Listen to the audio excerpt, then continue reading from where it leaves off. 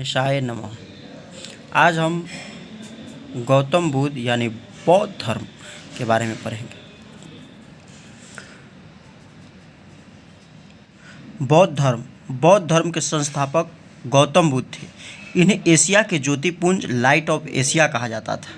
गौतम बुद्ध का जन्म 563 ईसा पूर्व में कपिलवस्तु के लुम्बिनी नामक स्थान पर हुआ था। इनके पिता शुतोधन शाक्यगण के मुखिया थे। इनकी माता माया देवी की मृत्यु उनके जन्म के 7वें दिन ही हो गई थी। इनका लालन पालन सौतेली माँ प्रजापति गौतमी ने किया था। इनके बचपन का नाम सिद्धार्थ था। गौतम बुद्ध का विवाह 16 वर्ष की अवस्था में यशोधरा के साथ हुआ। इनके पुत्र का नाम राहुल था। गौतम बुद्ध के पुत्र का नाम राहुल था। गौतम बुद्ध के बचपन का नाम सिद्धार्थ था। बुद्ध के जीवन से संबंधित बौद्ध धर्म के प्रतीक, घटना और प्रतीक। जन्म, इनका प्रतीक था कमल एवं सांड। गृह त्याग घोड़ा से किए थे। ज्ञान की प्राप्ति पीपल, बोधि वृक्ष। प्रथम उपदेश चक्र। निर्वाण पद चिन्ह। मृत्यु स्तूप। गौतम बुद्ध के बचपन का क्या नाम था? सिद्धार्थ था। गौतम बुद्ध का विवाह कब हुआ? 16 वर्ष की अवस्था में यशोधरा के साथ हुआ। उनका पुत्र का क्या नाम था? राहुल। सिद्धार्थ ने, मतलब गौतम बुद्ध के बचपन का नाम सिद्धार्थ था, इसीलिए उनका सिद्धार्थ के बारे में जाने। सिद्धार्थ जब कपिलवस्तु की सैर पर निकले तो उन्होंने निम्न 4 दृश्य को क्रमशः देखा। बूढ़ा व्यक्ति, एक बीमार व्यक्ति, शव, एक सन्यासी।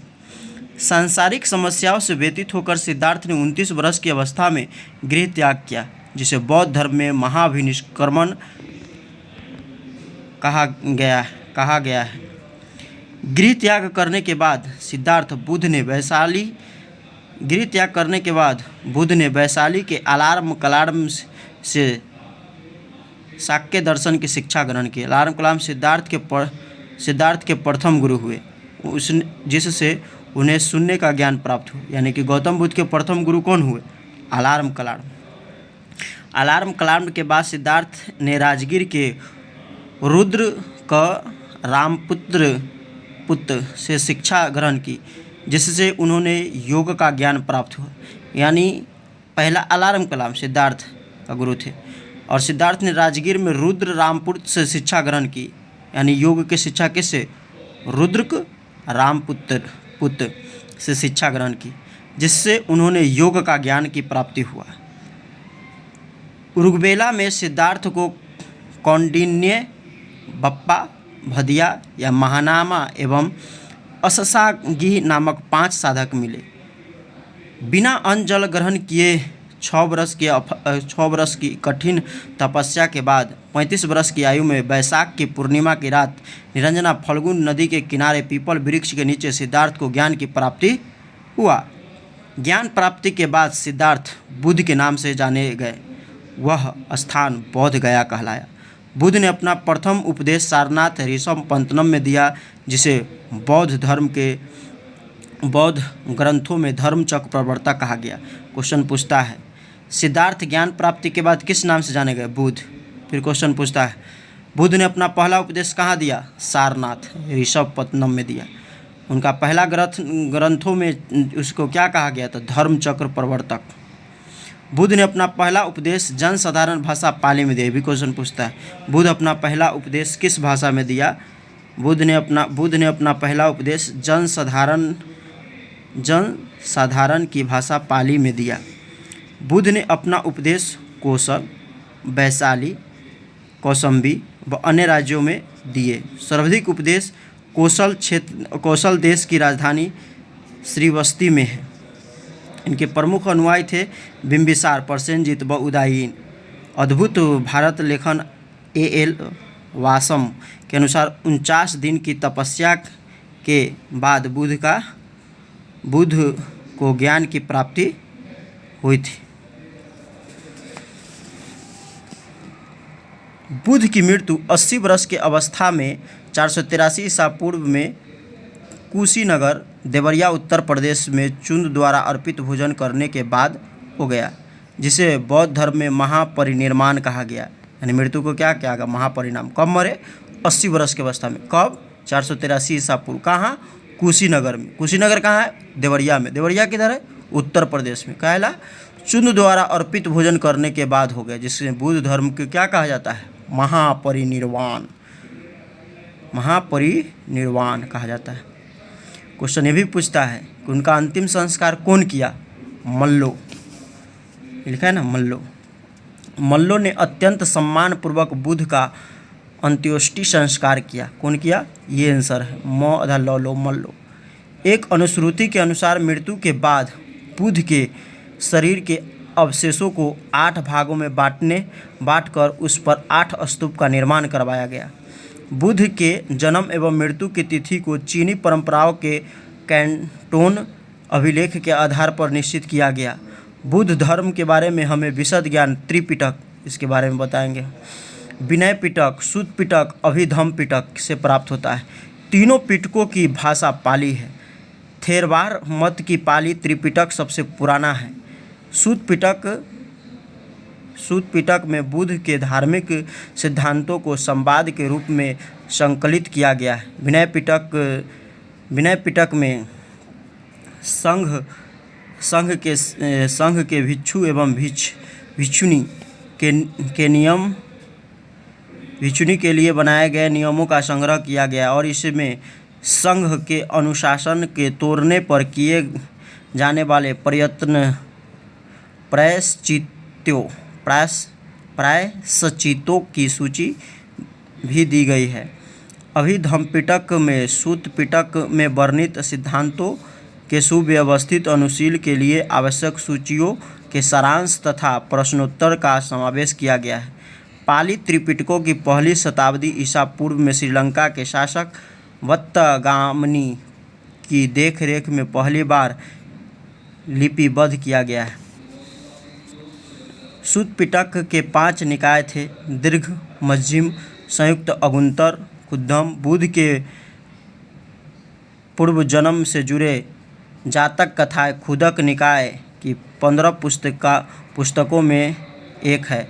खुद्दम निकाय में धम्मपद नैतिक के उपदेश का पाठात्मक संकलन, थेरगाथा बौद्ध भिक्षुकों का गीत और थेरगाथा बौद्ध भिक्षुणियों की गीत है। बौद्ध धर्म मूलतः अनिश्चयवादी, इसमें आत्मा की परिकल्पना भी नहीं है। बौद्ध धर्म में पुनर्जन्म की मान्यता है। तृष्णा को क्षीण हो जाने की अवस्था को ही बुद्ध ने निर्वाण कहा। विश्व दुखों से भरा है का सिद्धांत बुद्ध के उपनिषद से लिया गया है। विश्व दुखों से भरा है कहाँ से लिया गया? बुद्ध के उपनिषद से।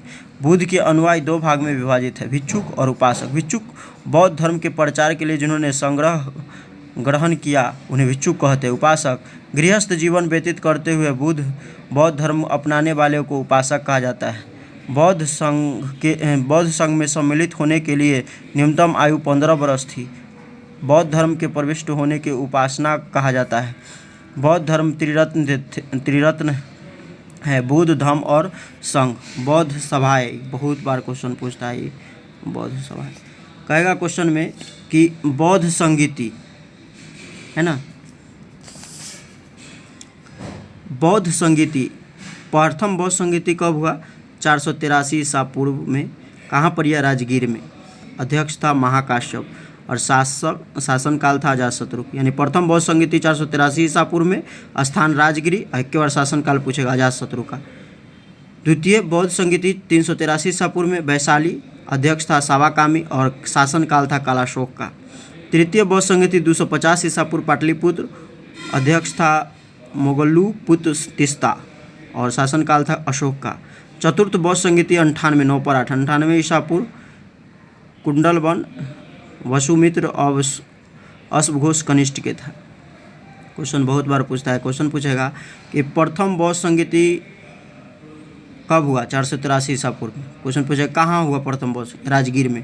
प्रथम बौद्ध संगीति जब हुआ तो उस समय शासनकाल किसका था? अजातशत्रु का। पूछा द्वितीय बौद्ध संगीति कब हुआ? 383 ईसा पूर्व में। पूछेगा द्वितीय बौद्ध संगीति किस स्थान में हुआ, तो वैशाली में। पूछेगा द्वितीय बौद्ध संगीति वैशाली में, उसका शासनकाल किसके शासनकाल में हुआ था, कालाशोक।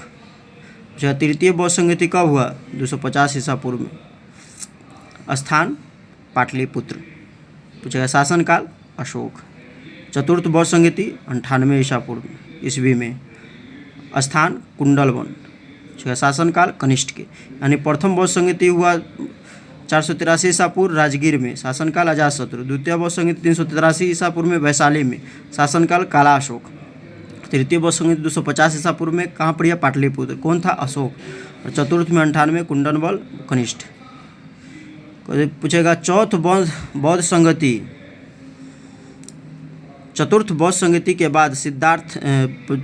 संगीति के बाद बौद्ध धर्म दो भाग में बट गया, हीनयान एवं महायान में विभाजित हो गया।